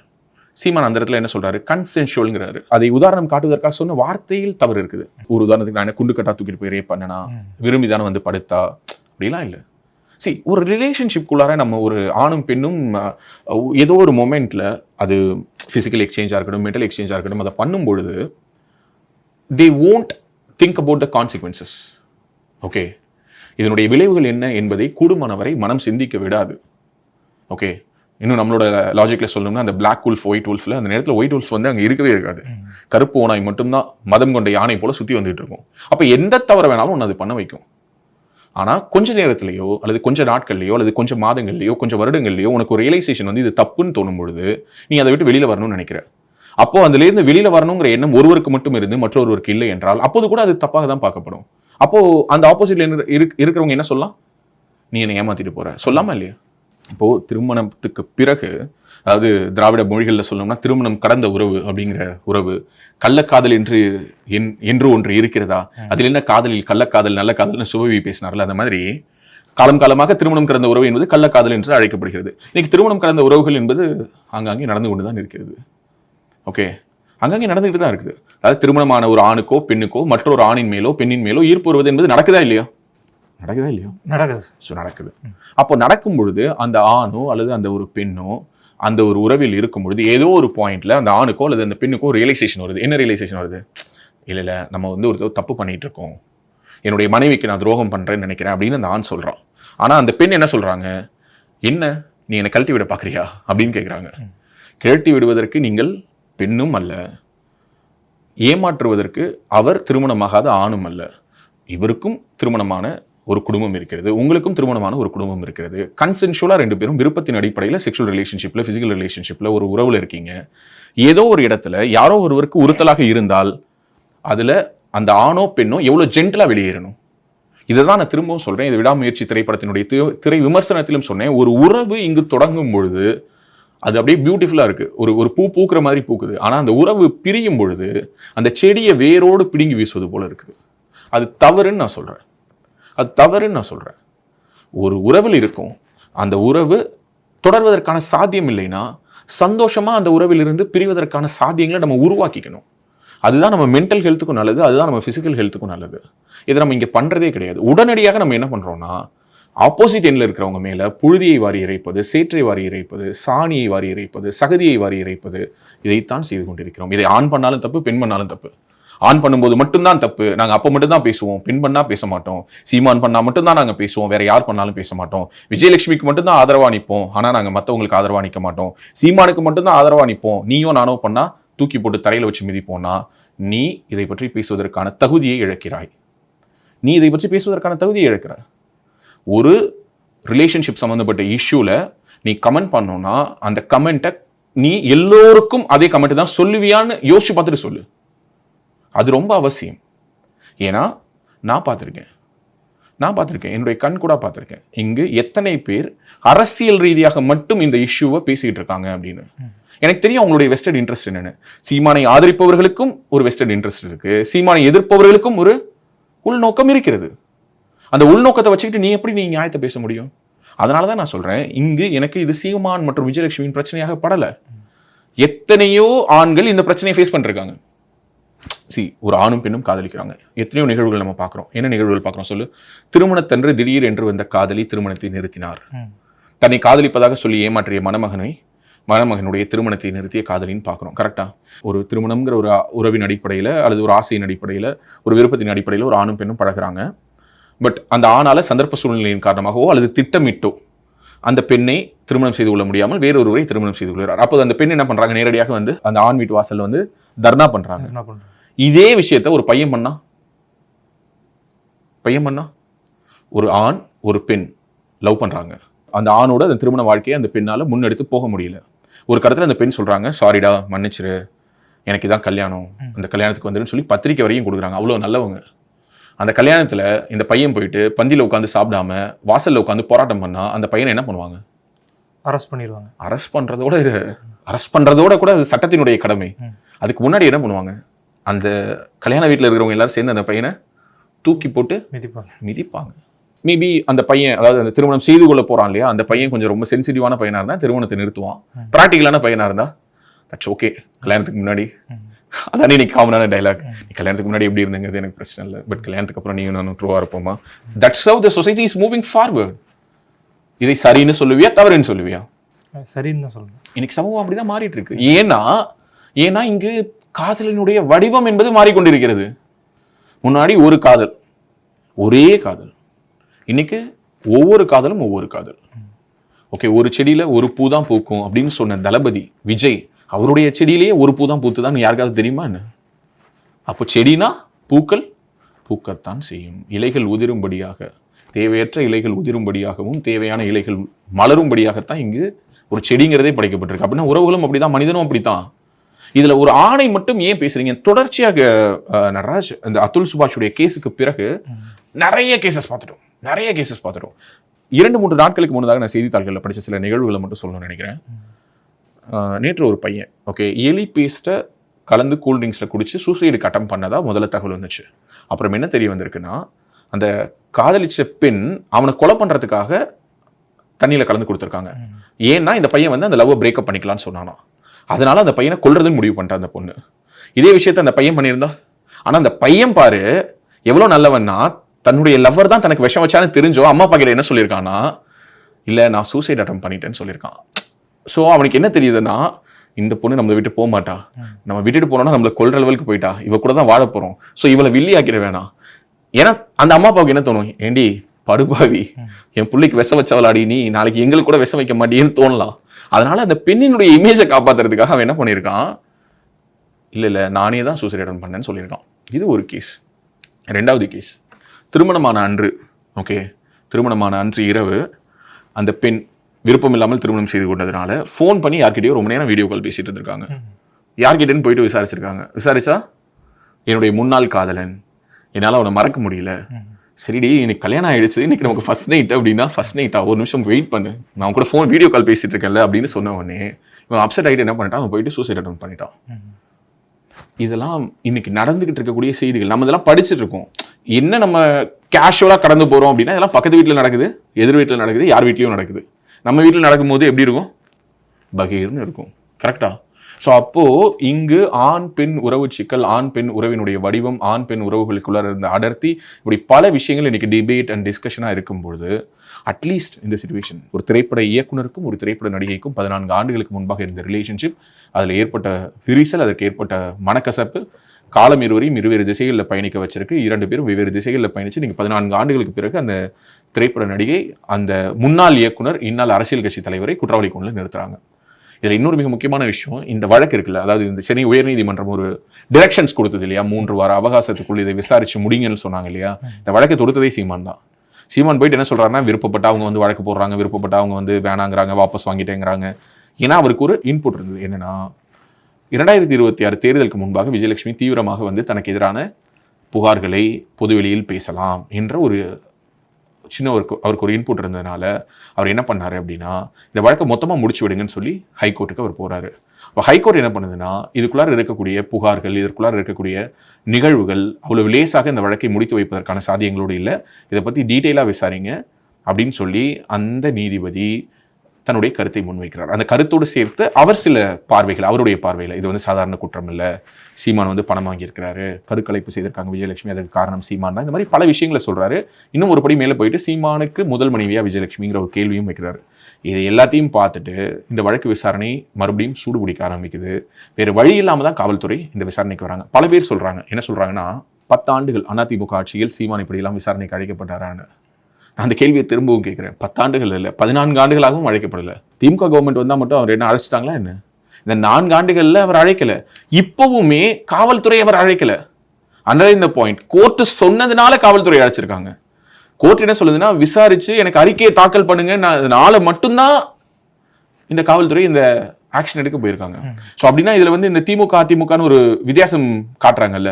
அதாவது அதிமுக ஆட்சிக்கு ஆதரவாக இருந்தார் சீமான், இலை மலர்ந்தால் ஈழம் மலரும்னு பேசினாரு, அதனாலதான் ஜெயலலிதா வந்து விசாரிக்காம விட்டாங்கன்னு சொல்லக்கூடிய அதே வாய்கள், ஏன்னா இந்த 4 வருஷமா ஏன்டா திமுக விசாரிக்காம இருந்ததுன்னு கேட்டோம்னா அதுக்கு பதில் சொல்லுவாங்களா? பதில் இருக்கா? இப்போது கூட சீமானாக தொடுத்த வழக்கில் விசாரித்த நீதிபதி, இல்லப்பா இதுல ஏதோ தப்பா இருக்கு, இதெல்லாம் முடிச்சு வைக்க முடியாது, உடனே போயிட்டு இந்த கேஸை சீக்கிரம் முடிங்க அப்படின்னு இன்ஸ்ட்ரக்ஷன் கொடுக்குறாங்க. அதன் அடிப்படையில் தான் காவல்துறை விசாரணைக்கு போயிருக்கு. இந்த 4 ஆண்டுகள்ல ஏன் திமுக விசாரிச்சு ஒரு அபலை பெண்ணுக்கு நீதி கொடுத்திருக்கலாம்ல, ஏன் கொடுக்கல? அப்போ இலை மலர்ந்தால் ஈழம் மலரும்னு அதிமுகவுக்கு வெளிப்படையாக சீமான் பிரச்சாரம் பண்ணாரு. அப்படின்னா திமுகவுக்கு மறைமுகமா ஏதாவது பிரச்சாரம் பண்ணாரா? கேள்வி வருமா இருக்காதா? வருமா வராதா? ஸோ இது அரசியல் ரீதியாக இப்படி பேசணும்னா இந்த மாதிரி என்னால் 100 விஷயம் பேச முடியும். ஆனால் அரசியல் நாகரிகம் கருதி நான் அதை பற்றி பேசல, தனிப்பட்ட நாகரிகம் கருதியும் நான் அதை பற்றி பேச விருப்பப்படல. நான் மறுபடியும் சொல்கிறேன், அண்ணன் சீமான் அவர்கள் பேசிய அந்த கோபம், அந்த ஆதங்கம் என்பது இட்ஸ் அப்சல்யூட்லி ரைட். பட் ஆனால் அவர் பயன்படுத்திய வார்த்தைகளில் தவறு இருக்கலாம், தவறு இருக்கிறது. அந்த வார்த்தைகள் தடித்த வார்த்தைகளாக இருந்தது, அந்த வார்த்தைகள் காயப்படுத்தக்கூடிய வார்த்தைகளாக இருந்தது. ஆனால் இவ்வளவு நாட்களாக எத்தனையோ முறை சீமானை அவன் இவன் போடா வாடா அப்படி இப்படின்னு என்னென்னையோ வார்த்தைகள்லாம் பேசி விஜயலட்சுமி பேசினதை எடுத்து எல்லா ஊடகங்களும் போட்டுட்டு இருந்தாங்களே, அன்னைக்கெல்லாம் அந்த ஊடகங்களுக்கு தெரியலையா? அன்னைக்கெல்லாம் அந்த ஊடகங்களுக்கு தெரிஞ்சிருக்கணும்ல. சீமானை எப்பொழுதும் டே சீமான் அப்படிதானே பேசியிருக்காங்க. அப்ப அதெல்லாம் எடுத்து அப்படியே மியூட் கூட பண்ணாம, அதை எந்த இடத்துலையும் ட்ரிம் பண்ணாம, சபை நாகரிகம்லாம் பார்க்காம எடுத்து போட்டீங்களே எல்லா டெலிவிஷன் சேனல்ஸும் எல்லா ஊடகங்களும். அன்னைக்கெல்லாம் உங்களுக்கு வந்து சபை நாகரிகம், தனிநபர் நாகரிகம் இதெல்லாம் உங்களுக்கு அன்னைக்கு தெரியலையா? சீமானுக்கு தான் பாடம் எடுப்பீங்களா? நேற்று கூட ஒரு வீடியோ போட்டிருக்காங்க, அதாவது அழுதுகிட்டு அதுலயுமே சில வார்த்தைகள் அவங்க யூஸ் பண்ணிருக்காங்க. நான் என்ன சொல்றேன், நேற்று அவங்க அழும்பொழுது அவங்க சொன்ன ஒரு வார்த்தை என்னன்னா, நான் பாலியல் தொழிலாளியா, நான் கஷ்டப்படுறேங்கிறாங்க. உண்மையாகவே சொல்லணும்னா விஜயலட்சுமி அவங்க திரைத்துறையில் அவங்க பீக்கில் இருந்த காலகட்டத்தில் பார்த்தீங்கன்னா ரொம்ப ஒரு பிரெட்டியாக இருப்பாங்க, ரொம்ப ஒரு அழகான ஒரு நடிகை, நல்ல ஒரு திறமையான ஒரு நடிகை. அவங்களுடைய அழகுக்கும் அவங்களுடைய திறமைக்கும் அவங்க மிகப்பெரிய உயரங்களை எட்டி இருக்கணும். ஆனால் காலம் இன்னைக்கு அப்படி அவங்களுடைய லைஃப் அப்படி சர்ச் போட்டுருச்சு. அவங்க ஃபினான்ஷியலி ரொம்ப கஷ்டப்படுறாங்க, அல்லது ஃபினான்ஷியலாக அவங்களை பேக்கப் பண்ணுறேன்னு சொல்லி சில ப்ராமிசஸின் அடிப்படையில் அவங்கள பயன்படுத்திக்கிறவங்க, சீமானுக்கு எதிராக பயன்படுத்திக்கிட்டாலும் சரி, அல்லது சீமான் தனக்கு ஆதரவாக பயன்படுத்தி கொண்டாலும் சரி, அவர்கள் யாருமே அவங்களுக்கான ப்ராமிஸை கீப் அப் பண்ண முடியல. So financially she is struggling to find her place. அதனால் அவர்கள் உடைந்து அழுவதை என்னால் பார்க்கும் பொழுது மனசு வருத்தமாக தான் இருந்தது. But at the same time ஒரு பெண்ணினுடைய அழுகை அப்படிங்கிறத நம்ம வேல்யூ பண்ணிட்டு, சீமான் அழலை அப்படிங்கிறதுனாலேயே சீமான் வந்து தப்பு, விஜயலட்சுமி அழுதுட்டாங்க அப்படிங்கிறதுனால அவங்க ரைட்டுங்கிறத என்னால் ஏற்றுக்க முடியல. அவங்க அழுகையை மதிக்கிறேன். பட் இதே மாதிரி எத்தனை தடவை நீங்கள் சீமானை எவ்வளவோ கேவலமாக பேசியிருக்கிறீங்க. இந்த ஒரு வார்த்தை என்பது அவர் பேசியது தவறு. பட் இதற்கு முன்பாக நீங்கள் பேசிய வார்த்தை எல்லாத்தையும் எப்படி நீங்கள் ஜஸ்டிஃபை பண்ண போகிறீங்க? உங்களுடைய இன்டென்ஷன் தான் என்ன? உங்களுடைய இன்டென்ஷன் என்ன? ஜீவனாம்சம் வேணுமா, இல்லை செட்டில்மெண்ட் வேணுமா, என்ன வேணும் அப்படிங்கிறதுல உங்களுக்கு தெளிவில்லை, அல்லது உங்களை யாரோ குழப்பறாங்க, அல்லது நீங்கள் எடுப்பார் கைப்பிள்ளை போல் பல நாட்கள் செயல்பட்டுருக்கீங்க. எப்படி நான் ஏற்கனவே சொன்னேன்ல, இதை என்னைக்கோ அண்ணன் வந்து உடச்சி பேசியிருந்துக்கலாம். ஆமாம், உங்கள் வீட்டில் இருக்கக்கூடிய ஒரு பையன் நான் உங்கள் வீட்டில் இருக்கக்கூடிய மூத்த மகன் நான், என் லைஃப்பில் இப்படி ஒன்று இருந்தது, ஆமாம் ஒரு பாஸ்ட் இருந்தது. இந்த உலகத்தில் பாஸ்ட் இல்லாதவன் எவன் இருக்கான்? எல்லோருக்கும் ஒரு பாஸ்ட் இருக்குது. உங்கள் லைஃப்பில் இருக்குது, என் லைஃப்பில் இருக்குது. எல்லாருடைய வாழ்க்கையிலும் ஒரு டார்க் கிரே ஷேட் ஆஃப் ஏரியாவும் இருக்குது. அது எவ்வளோ டார்க் அப்படிங்கிறது தான். சில பேருக்கு அது ரொம்ப டார்க்காக இருக்கும், சில பேருக்கு கிரேவாக இருக்கும், சில பேருக்கு அந்த இன்டென்சிட்டி அவங்களுடைய வாழ்க்கையில் அவரால் பகிர முடியாத பக்கங்கள் அப்படிங்கிறது எல்லாருடைய வாழ்க்கையிலும் இருக்குமா இல்லையா? எல்லாருடைய வாழ்க்கையிலும் இருக்குது. ஸோ அப்படி இருக்கும்பொழுது சீமானை வந்து குற்றவாளி கூண்டில் நிறுத்தி பேசக்கூடியவர்கள் எல்லோரும் ஏதோ ரொம்ப யோகியவான்கள் மாதிரியும், அவங்க எல்லாரும் அவன் குடும்பத்தை தவிர வேறு அவனுக்கு எந்த விதமான ஒரு பாஸ்ட்டும் இல்லாத மாதிரியும், அவன் ப்ரீவியஸ் ரிலேஷன்ஷிப்பில் இல்லாத மாதிரியும், அல்லது அவனுக்கு அந்த மாதிரியான ஒரு விஷயம்னா என்னன்னே தெரியாத மாதிரியும். ஸோ இது வந்து ரொம்ப மிகைப்படுத்தப்பட்ட ஒரு தன்மையாக நான் பார்க்குறேன். ஓகே, ஸோ அவரை பற்றி பேசக்கூடிய சில ஐடியாஸ் எல்லாம் பார்க்கும்போது கூட சில பேர் கொஞ்சம் பர்சனலாக தெரிஞ்சவங்கிறதுனால என்னடா அப்படிங்கிற மாதிரி இருக்கு. நான் அதுதான் திரும்பவும் சொல்கிறேன், சீமானை ஆதரிப்பவர்கள் எல்லோரும் சீமான் என்பதனால் மட்டுமே ஆதரிக்கிறார்கள். அது எனக்கு எந்த விதமான மாற்று கருத்து கிடையாது. 200% எனக்கு தெரியும். ஒரு 10-20 பேர்லாம் சொல்ல முடியும். அவன்லாம் ஏன் சீமான் ஆதரிக்கிறான்னா வேற வழி இல்லை, அவனுக்கு இன்னைக்கு யாரோ ஒருத்தனை ஆதரிச்சாகணும், அதனால சீமானை ஆதரிக்கிறான். இதே விஷயம், இதே குற்றச்சாட்டு வேறு யார் மேல் வந்தாலும் இவர்களுடைய நிலைப்பாடு வேறொன்றாக இருக்கும். இன்னைக்கு சீமான் என்ன பண்ணாலும் ஆதரிக்க வேண்டிய ஒரு இடர்பாடில், ஒரு சிக்கலில், மத்தளத்துக்கு இரு பக்கமும் அடினார்ல முதல்வர் ஸ்டாலின், அந்த மாதிரி இரு பக்கமும் அடிங்கிற சூழல் இருக்கிறதுனால இன்னைக்கு அவங்க சீமானை கண்மூடித்தனமாக ஆதரிக்க வேண்டிய கட்டாயத்தில் இருக்காங்க. இல்லைன்னா அவங்க ஆதரிக்க மாட்டாங்க. இதே சுச்சுவேஷன் ஒரு உதாரணத்துக்கு வேறு யாருடைய வாழ்க்கையில் வந்தாலும் அவர்கள் மிக கடுமையாக அவர்களை விமர்சித்து அவர்களை நாறு நாராக கிழித்து அவர்களுடைய எதிரியாக கருதப்படக்கூடியவர்கள் யாருடைய வாழ்க்கையில் நடந்தாலும் அவங்களை தரையோடு தரையாக நசுக்குவதற்கு இருக்கக்கூடிய ஒரு பெருங்கூட்டம் இன்று சீமானை ஆதரிக்கிறது. அதை அப்படியே தான் இந்த பக்கமும் சொல்கிறேன். இன்றைக்கி விஜயலட்சுமி மாதிரியான ஒரு நடிகை இன்றைக்கு சீமான் மேலே சொல்லக்கூடிய குற்றச்சாட்டுகளை ஆதரித்து இன்றைக்கு பேசக்கூடிய அனைத்து பெண்ணிய இயக்கங்களாக இருக்கட்டும், தூத்துக்குடி எம்பி கனிமொழி அக்காவாக இருக்கட்டும், அல்லது இங்கே ஊடகங்களில் பேசக்கூடியவர்களாக இருக்கட்டும், யாராக வேணாலும் எடுத்துக்கோ, இன்னைக்கு விஜயலட்சுமிக்கு சப்போர்ட் பண்ணக்கூடிய அத்தனை பேரும் இதே புகாரை விஜயலட்சுமி சீமான் மேல் சொல்லாமல், ஓகே, வேறு யாரோ ஒரு நபரின் மேல், ஒரு திராவிட முன்னேற்ற கழகத்தை சேர்ந்த ஒரு அமைச்சரின் மேல் சொல்லியிருக்காங்கன்னு வச்சுப்போம். இந்த ஆதரவு வருமா? வராது. அப்போ உன்னுடைய நியாயம் என்பது எல்லோருக்கும் பொதுவானது இல்லை. நீ நேரம் பார்த்து காத்துட்டு இருக்க யாரோ ஒருத்தனை அடிக்கிறதுக்கு, அதுக்கு வாய்ப்பு கிடைக்கும் பொழுது கூட்டத்தோட கூட்டமாக சேர்ந்து கல்லை விட்டு எறிஞ்சிட்டு ஓடிடுற, அவ்வளோதான். இது வந்து இன்றைக்கு இருக்கக்கூடிய இணையம் கொடுக்கக்கூடிய ஒரு வசதி.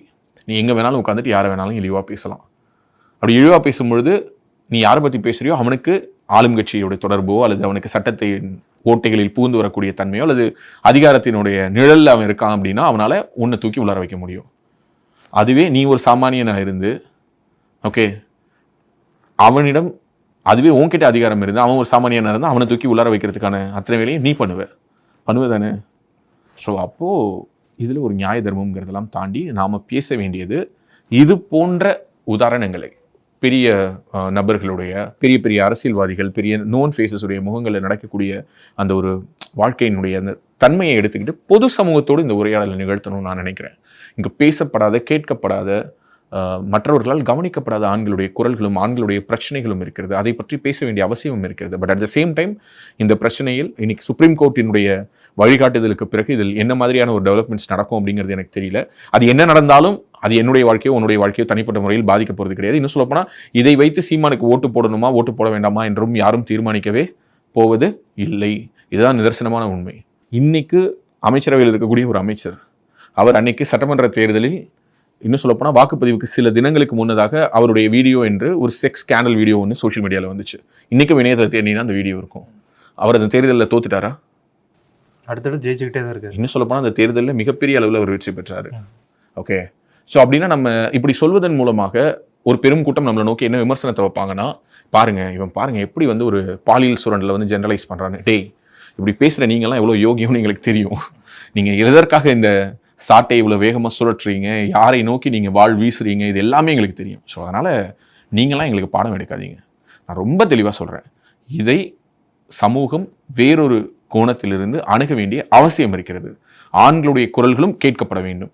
ஒரு பெண் அழுதுட்டாங்க அப்படின்னாலே அதனால அந்த பெண் சரின்னும், அல்லது ஒரு ஆண் அழாமல் இருக்காங்கிறதுனாலே அந்த ஆண் தவறுன்னு அர்த்தம் கிடையாது. ஒரு உறவிலிருந்து ஒரு பெண் வெளியேறும் பொழுது அந்த பெண்ணை சுதந்திரமாக வெளியேற அனுமதிக்க வேண்டும் என்று இந்த ஆணுக்கு அறிவுரை சொல்லக்கூடிய அதே சமூகம் அதே அறிவுரையை பெண்ணுக்கும் சொல்ல வேண்டும்.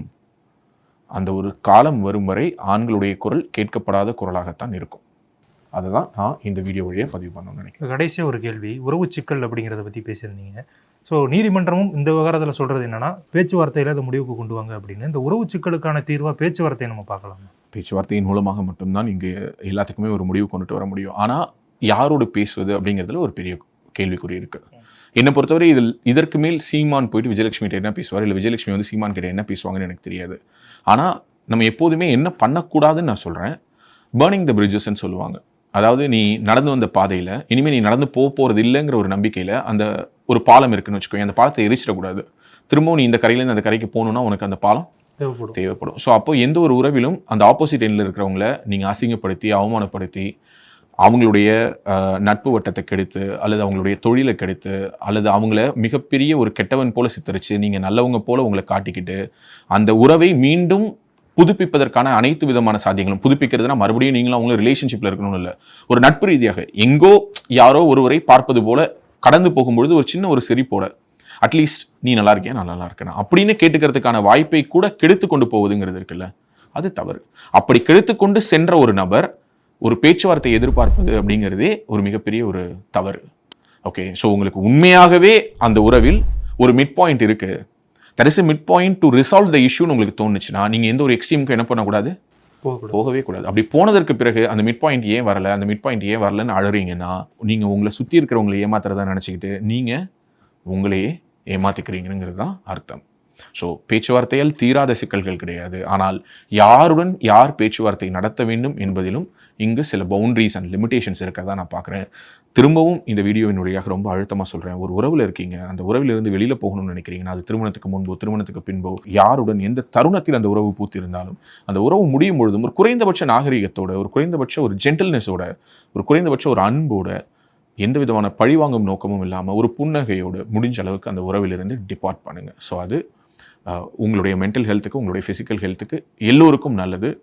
அப்படியான பிரிவுகள் இங்கு நடக்கத் தொடங்குவதன் மூலமாக மட்டும்தான் இப்படிப்பட்ட அவதூறுகள், அசிங்கங்களிலிருந்து நாம் அந்த உறவுகளை, காதல்ங்கிற வார்த்தையை, ரிலேஷன்ஷிப் இஷ்யூஸ்ன்னு நீ சொல்லியா, இந்த மாதிரியான சிக்கல்களை எல்லாம் நம்மளால் கடந்து வர முடியும். இல்லைன்னா இந்த உறவு சிக்கல் அப்படிங்கிறது இன்னும் சிக்கலாகிக்கிட்டே தான் போகும்.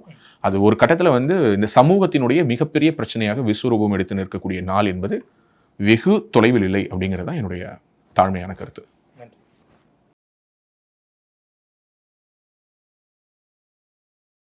இப்போ உடல் ரீதியாக ஒரு பிரச்சனை வருது அப்படின்னா அந்த பிரச்சனைக்கு இந்த ஒரு வாஸ்து பாதிப்பு காரணமா இருக்கும் அப்படின்னு சொல்ல முடியுமா? உங்க வீட்டோட தென்கிழக்கு தெற்கு சார்ந்த 22 டிகிரில என்ன இருக்குங்கிறத நீங்க செக் பண்ணுங்க. நான் சொல்ற மாதிரி பாதிப்பு அந்த இடத்துல இருந்தது அப்படின்னா நிச்சயமா அந்த இடத்துல. இந்த மாதிரி ஆன்மீகம் மற்றும் ஜோதிடம் சார்ந்த இன்னும் பல வீடியோக்கள் பார்க்கணுமா? மறக்காம திருவருள் டிவிக்கு சப்ஸ்கிரைப் பண்ணுங்க. திருவருள் டிவியுடைய சேனல் லிங்க் இந்த வீடியோடைய டிஸ்கிரிப்ஷன்ல இருக்கு.